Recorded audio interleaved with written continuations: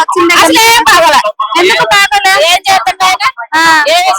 అమ్మఒడి అన్నాడు నీకు 15,000 ఇస్తాడా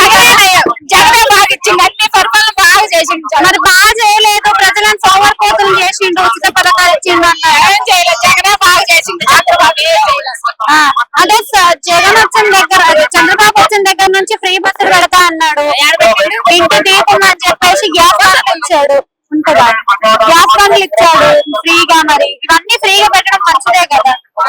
ఏమీ లేదమ్మా నాకు మాత్రం అక్కడ రాలేదు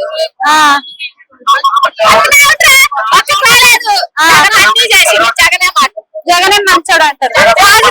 జగన్ పరిపాలన బాగుందా చంద్రబాబు నాయుడు గారి పరిపాలన బాగుందంటే ఏం చెప్తారు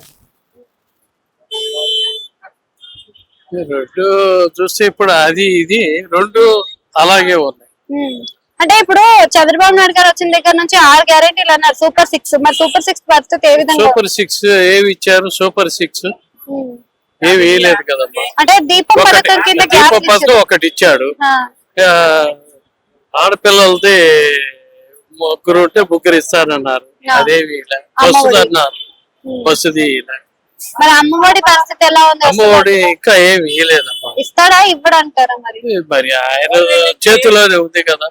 రాష్ట్రంలో రెవెన్యూనే లేదు అని అంటున్నారు మరి రెవెన్యూ లేకుండా ఏ విధంగా చేస్తారంటారు